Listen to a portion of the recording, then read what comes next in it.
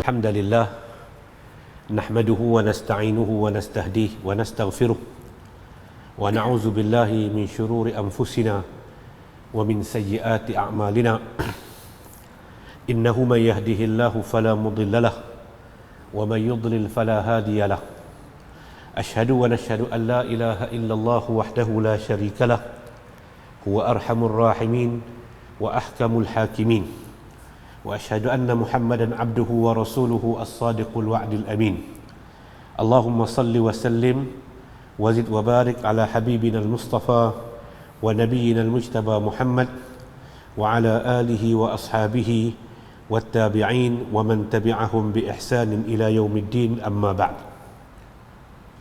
Kitab Riyadhus Salihin bab pada menyatakan suruhan untuk menjaga maruah orang Islam dan larangan daripada membuka rahsia umat Islam kecuali dalam keadaan yang terpaksa. Allah Subhanahu wa taala menyebut dalam surah An-Nur ayat 2 ayat 19. A'udzu billahi minasyaitonir rajim. Innal ladzina yuhibbuna an tashi'a al-fahishatu fil ladzina amanu lahum 'adzabun alimun fid dunya wal akhirah.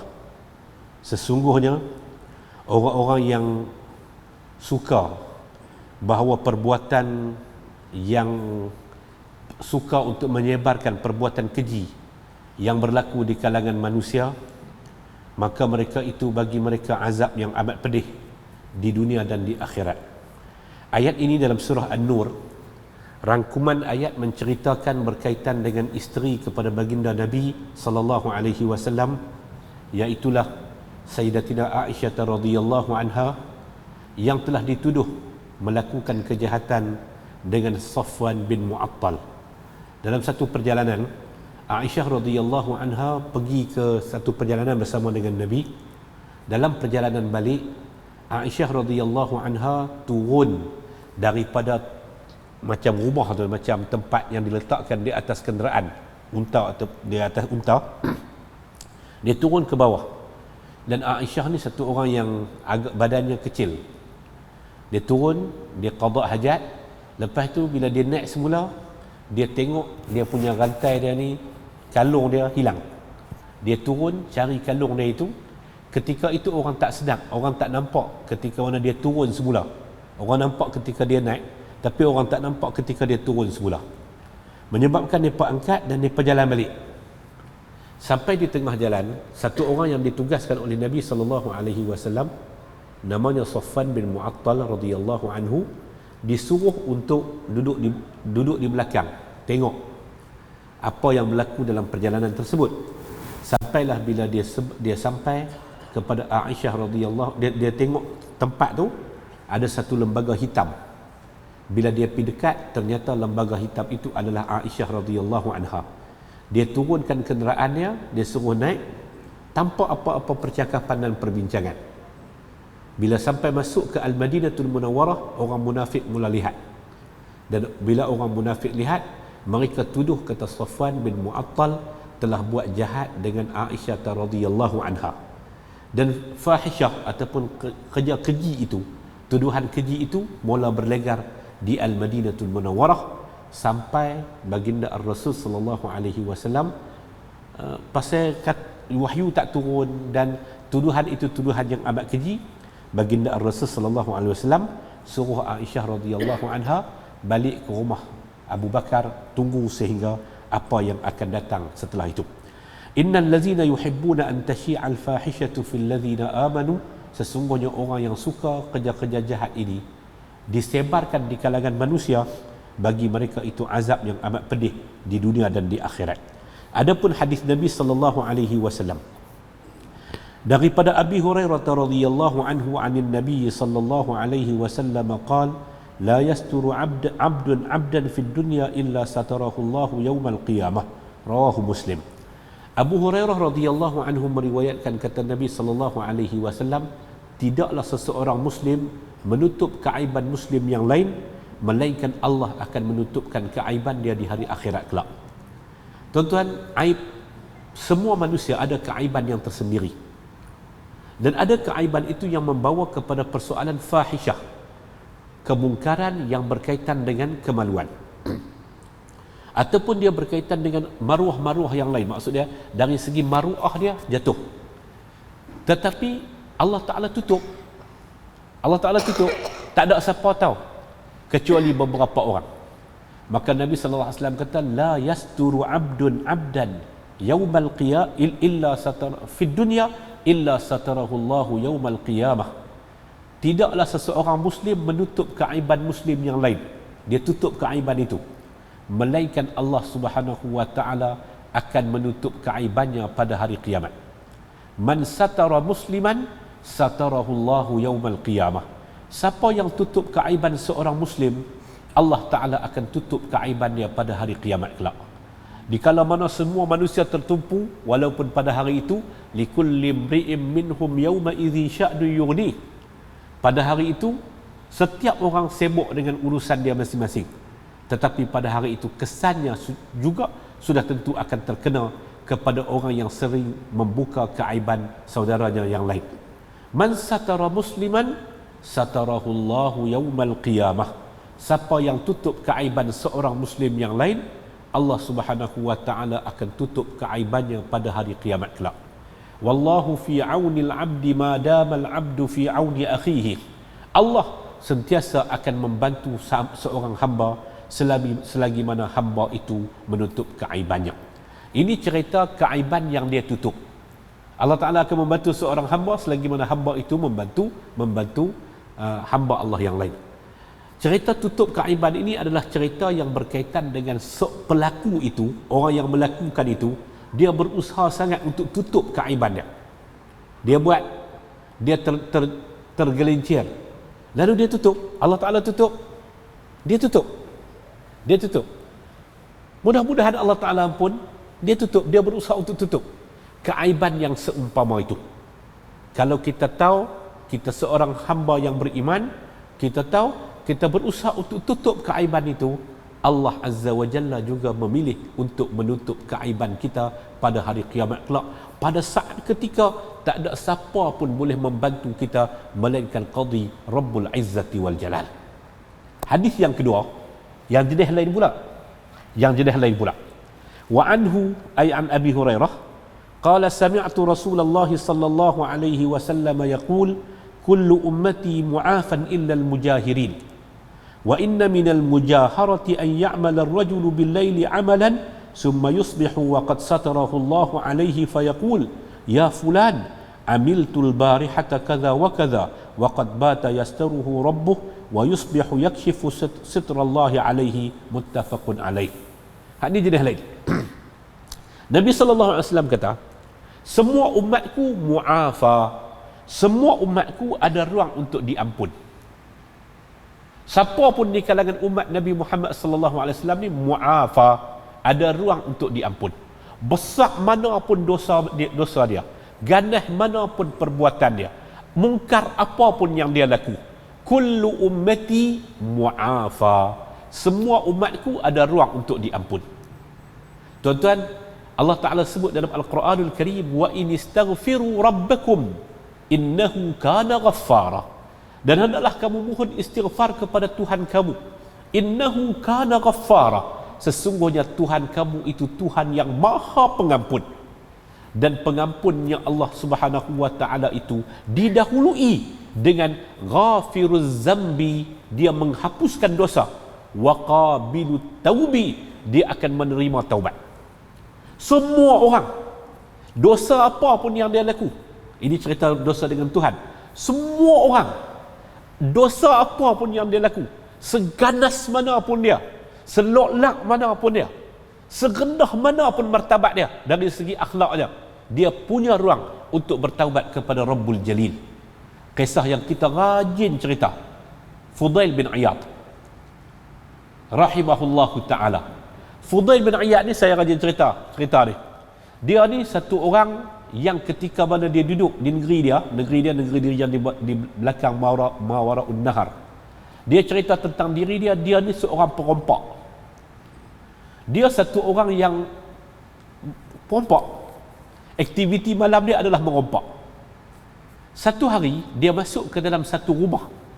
Dia naik daripada perabung, ketika dia nak turun tu, dia tengok di rumah tu tak ada apa melainkan pelita dan ada orang yang sedang membaca ayat suci Al-Quran, seorang wanita tua.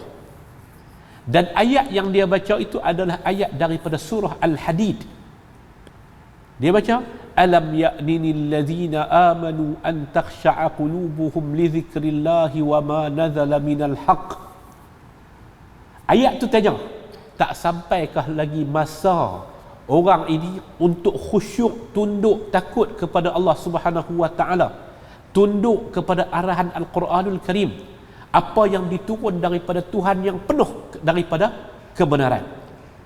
Fatala alaihimul amadu faqasat qulubuhum. Sebahagian daripada manusia itu angan-angan mereka jauh dan panjang, lalu menyebabkan hati mereka itu menjadi keras, jantung hati mereka itu menjadi keras.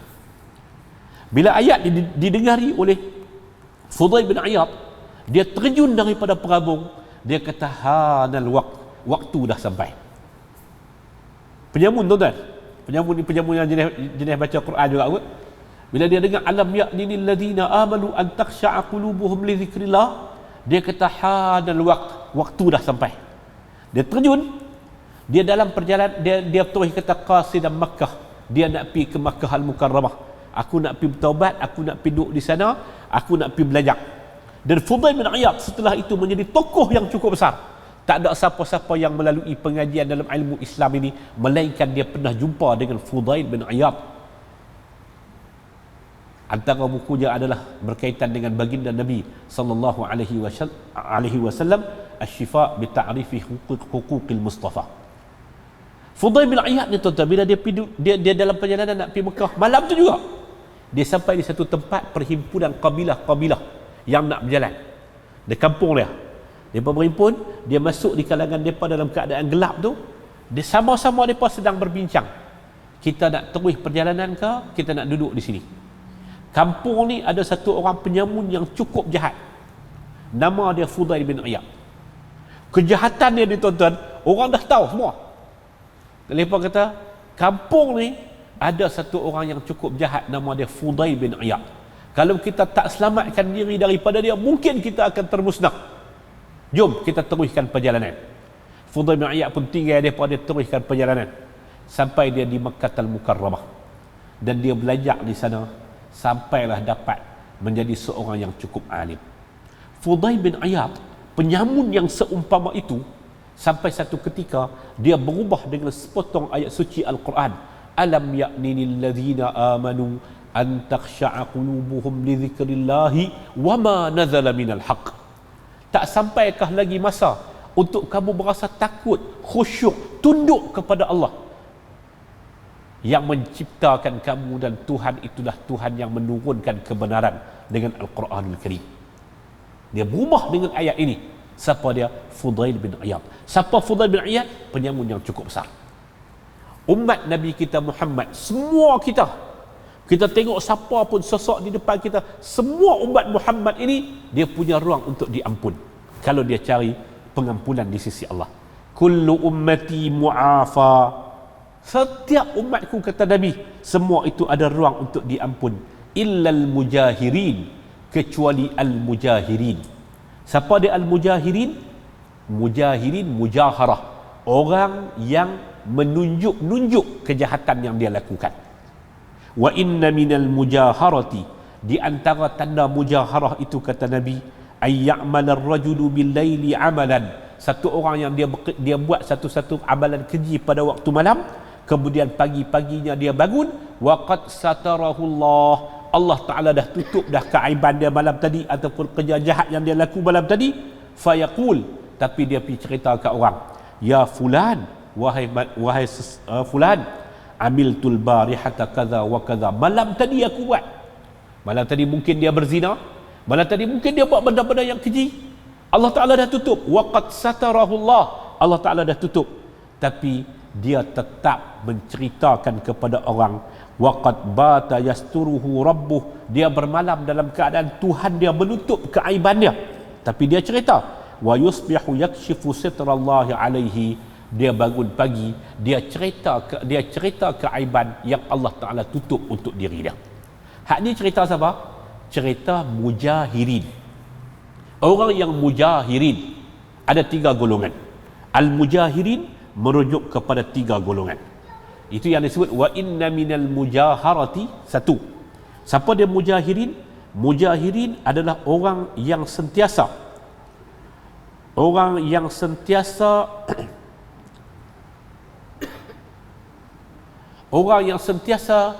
melakukan kejahatan, kemaksiatan yang berkaitan dengan munkarat ataupun fahisyah. Munkar adalah kejahatan, kesilapan-kesilapan yang memang dilihat salah.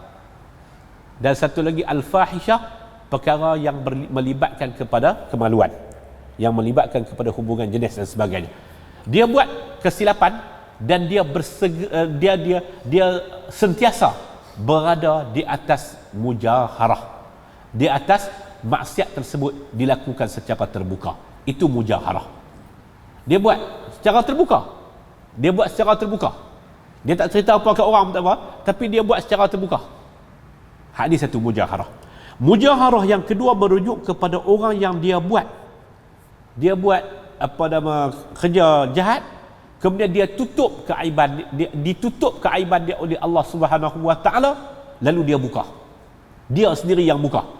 Itu juga disebut sebagai mujaharah ataupun mujahirin. Dan yang ketiga, al-mujahirin itu merujuk kepada orang yang melakukan kemaksiatan kepada Allah Subhanahu wa taala dan dia mempromosikan kejahatan itu kepada orang lain. Dia mempromosikan kejahatan itu kepada orang lain. Maka itulah disebut sebagai al-mujaharah, al-mujahirin, orang yang secara jelas dia melakukan maksiat dan dia menzahirkan kemaksiatannya. Satu, dia bersentiasa berlaku maksiat. Dia memang orang yang berbangga dengan kemaksiatan yang dia laku. Dua, dia buat maksiat, Allah Ta'ala tutup maksiat, tapi dia pergi cerita ke orang. Dan yang ketiganya, dia bukan sekadar menjadi orang yang melakukan maksiat secara terbuka, tetapi dia pula mempromosikan maksiatnya itu kepada orang lain. Dia ajak orang lain untuk melakukan kemaksiatan itu. Hadirin mukminin rahimakumullah. Itu hadis yang kedua tentang al-mujahirin, yang Nabi kata semua umat baginda Nabi punya ruang untuk diampun kecuali al-mujahirin, orang-orang yang melakukan dosa secara terbuka. Wa anhu ay an Abi Hurairah anin Nabi sallallahu alaihi wasallam qala idza zanatil amatu fatabayyana zinaha falyajlidha al-had wa la yusarribu 'alayha thumma in zanatil thaniyah falyajlidha al-had wa la yusarribu 'alayha thumma in zanatil salisata falyabi'ha walau bihablin minasy-sya'r. Abu Hurairah radhiyallahu anhu meriwayatkan, dia kata kalaulah ada hamba perempuan yang berzina. Orang hamba perempuan, al-amah, hamba perempuan. Dia ni bukan orang merdeka. Dia adalah hamba perempuan dan dia berzina. Abdun, hamba lelaki. Amatu, hamba perempuan. Dia berzina. Kalau dia berzina kali yang pertama, nyatalah zina tersebut, maka hendaklah dipukul dia di bawah hukuman hudud. Dan Nabi kata janganlah sekali-kali wala yusarrib 'alaiha, jangan sekali-kali kamu memakinya, jangan sekali-kali kamu mencelanya.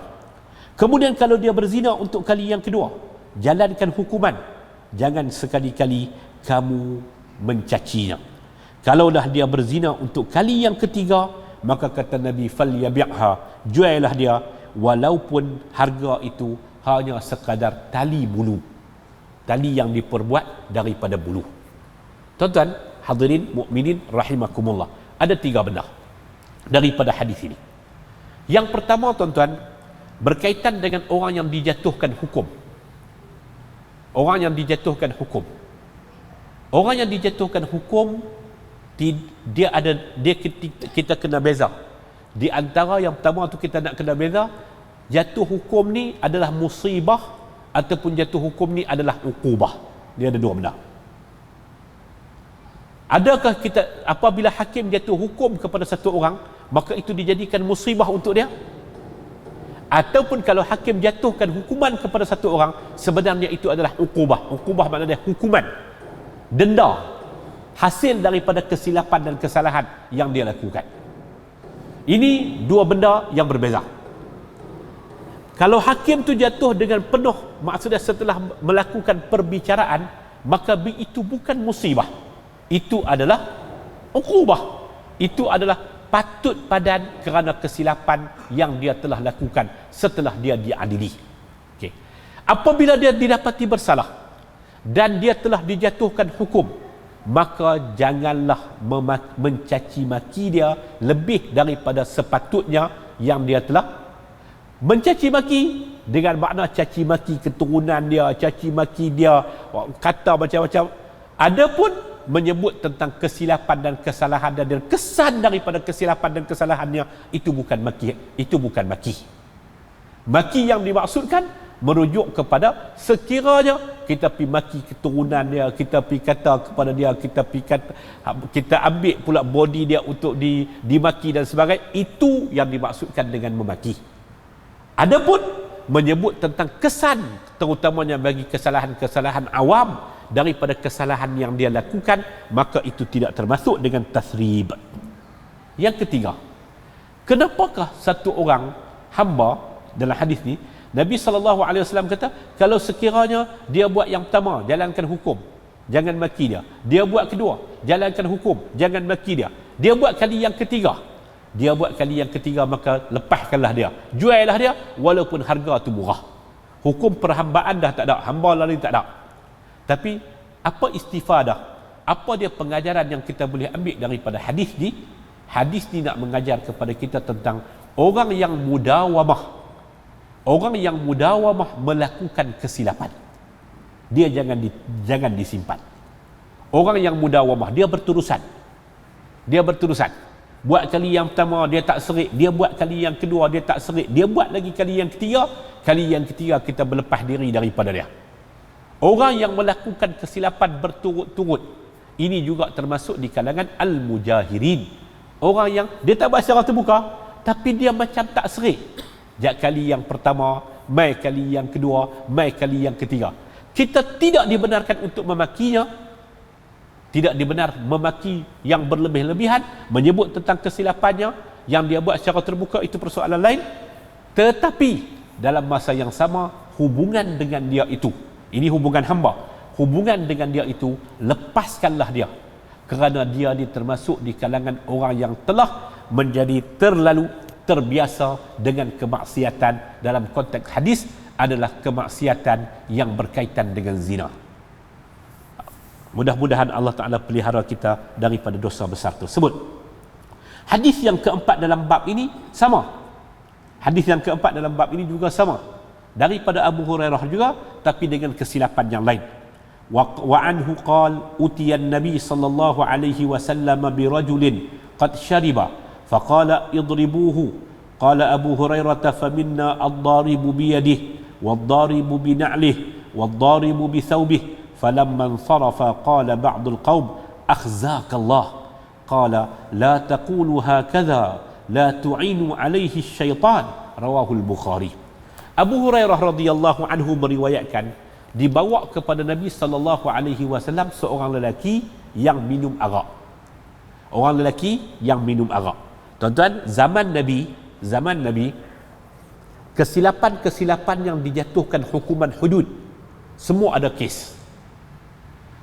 Kes mencuri ada, kes zina ada, Ma'is dan juga Imra'atul Ghamidiyah, kes minum arak ada, semua ada kes, tapi minimal. Pasal apa? Dia ada dua benda, tuan-tuan. Satu adalah isyarat tentang siyadatul hukmi, ketuanan hukum, satu. Dan yang keduanya, dia adalah isyarat bahawa itulah makna kita ni semua, termasuklah generasi sahabat, adalah generasi manusia. Kita adalah anak manusia, dan anak manusia itulah terbuka ruang untuk terjerumus ke dalam kesilapan. Itulah maknanya tak ada siapa yang maksum illa Rasul, kecuali Rasul sallallahu alaihi wasallam. Betul? Ini itu sebab itu kalau kita buka dalam hadis-hadis yang meriwayatkan tentang kesalahan-kesalahan yang berkaitan dengan hudud, itu memang berlaku di zaman Nabi SAW.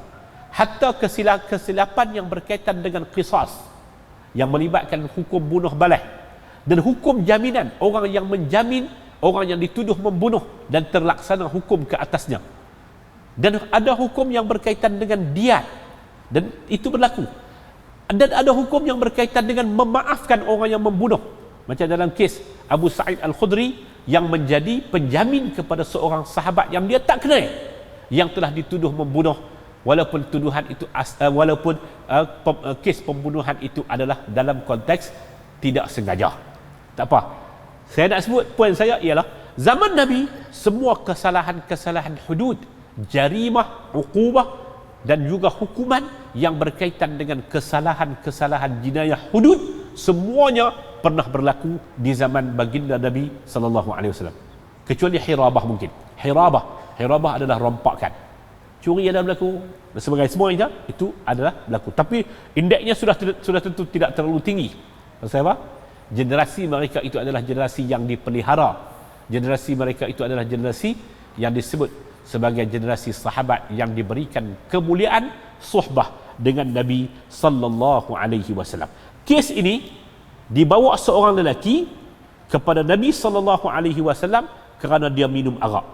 Lalu Nabi sallallahu alaihi wasallam kata, idribuhu, pukullah dia. Qala Abu Hurairah, kata Abu Hurairah, faminna ad-daribu biyadih, di kalangan kami ada yang pergi bagi penampak, pukul dengan tangan. Di kalangan kami ada yang ambil kasut bagi kat dia. Di kalangan kami ada yang ambil kain buat lilit, pukul dia. Falamman sarafa, bila dah cukup, dia pun dah pergi. Sebahagian daripada yang mai tengok hukuman itu dilaksanakan, dia pun kata, akhzakallah, mudah-mudahan Allah menghina kamu, mudah-mudahan Allah Ta'ala menghina kamu. Qala, Nabi dengar dan Nabi kata, la taquluha kaza, jangan kata macam tu. La tu'inu alaihi syaitan, jangan kamu membantu syaitan, jangan kamu bagi bantu syaitan untuk mengkufurkan dia. Tuan-tuan, dalam khutbah Hajatul Wada', Nabi sallallahu alaihi wasallam sebut dalam khutbah Hajatul Wada', haji perpisahan tu kan, Nabi SAW sebut, ayyuhan nas, inna syaitana qad ya'isa an yu'bad fi ardikum, wahai sekalian manusia, sesungguhnya syaitan telah berputus asa untuk dia disembah di muka bumi ini. Untuk dia disembah, dia tak boleh pindah, dia dah berputus asa, dia tak boleh prosah dah orang untuk sembah dia. Tetapi yang kata syaitan ini, dia akan qad radiya, dia akan tetap berusaha sampai ke tahap tak boleh orang sembah dia itu, dia telah reda, itu dia tahu. Tapi dia akan berusaha sampai menyebabkan di kalangan kita ini akan tergelincir.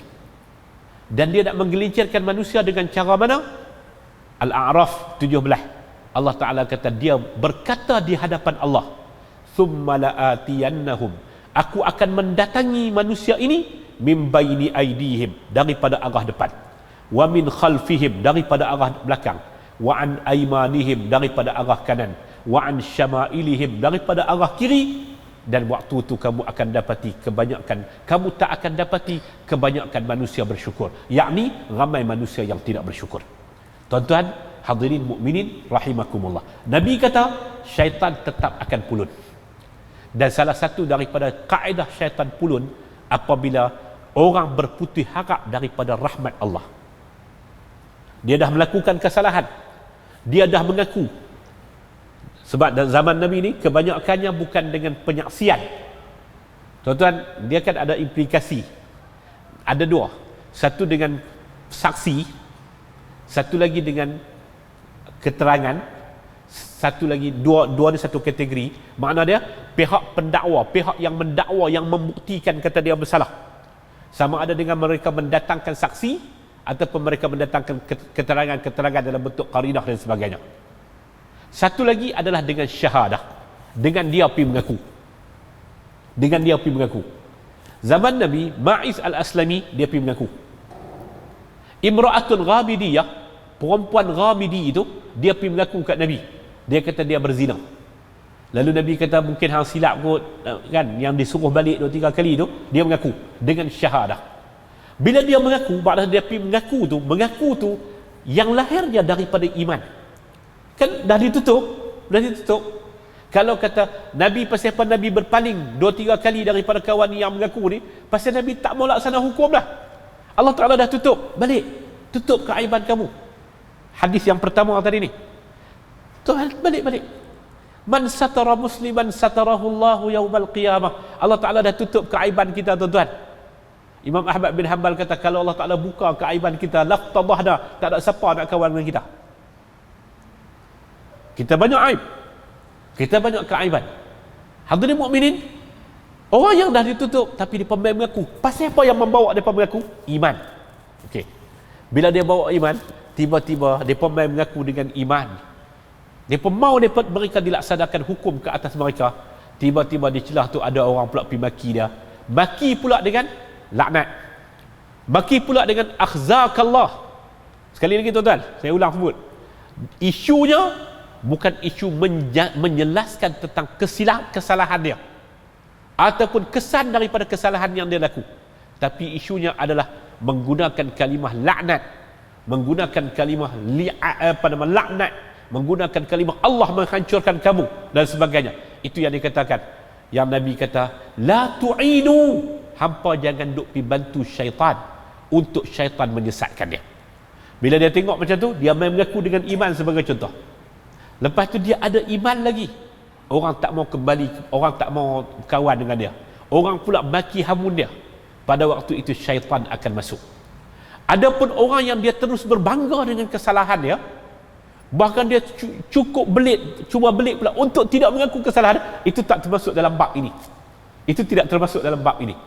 Bab yang sedang kita bicara adalah orang yang sama ada dibuktikan kesalahannya itu dengan syahadah, dengan penyaksian, dengan dia sendiri menyaksi, dia sendiri mengaku, ataupun dengan segala pembuktian, dengan segala bayinah, keterangan-keterangan dan sebagainya. Tuan-tuan, Nabi kata, la tu'inu alaihi syaitan, jangan kamu bantu ke atasnya akan syaitan. Syaitan dia akan masuk. Syaitan masuk dengan banyak cara. Sebab tu perkataan Al-Quran ayat 17 surah Al-A'raf tu, bila dia sebut kata, syaitan kata, aku akan sesatkan mereka daripada arah depan, belakang, kanan, kiri ni, di kalangan para ulama mufassirun tafsir macam-macam. Yang sebahagian yang sebut daripada arah depan, mereka syaitan akan mula membisikkan kepada manusia daripada dengan menggunakan harta. Syaitan ni dia akan bisik dengan harta. Hang kalau hang ikut Islam, hang kalau hang buat mengikut peraturan Islam, hang akan fakir. Asyaitanu ya'idukumul faqra, syaitan menjanjikan kepada kamu kefakiran. Wa ya'murukum bil fahsya, daripada arah belakang dia akan menyuruh kita melakukan perkara-perkara yang fahsya, yang berkaitan dengan seks.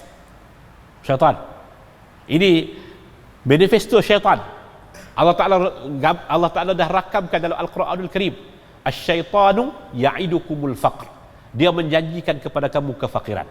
Kalau hampa pegang Islam, kalau hampa tunduk dengan Islam, kalau kamu bersama dengan Islam, agama yang sebenar ini, maka pada waktu itu kamu akan rugi, kamu akan jatuh miskin dan sebagainya. Wa ya'murukum bil fahsya, syaitan akan suruh kepada kamu dengan perkara yang fahsya. Kanan inilah yang Al-Quran sebut, wa zayyana lahumus syaitanu a'malahum fasaddahum 'anis sabil.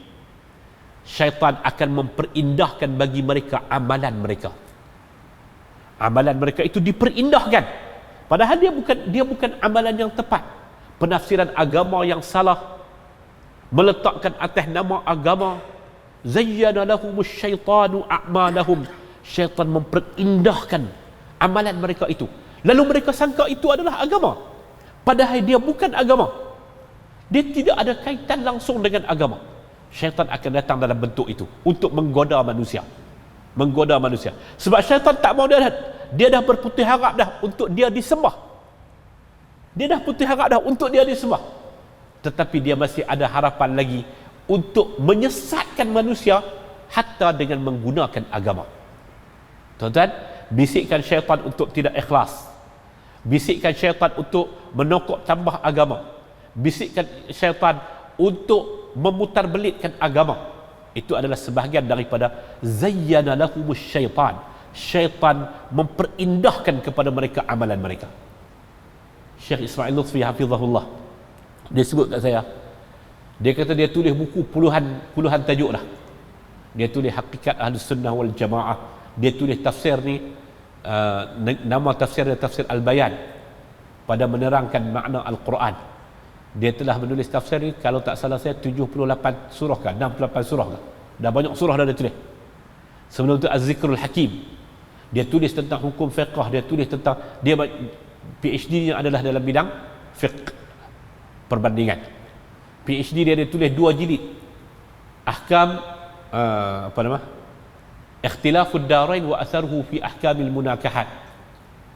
Master dia Ikhtilafud Darain wa Atharuhu fi Ahkamil Muamalat, fi Ahkamil Munakahat dan fi Ahkamil Muamalat. Dia tulis buku ni, dia tulis banyak.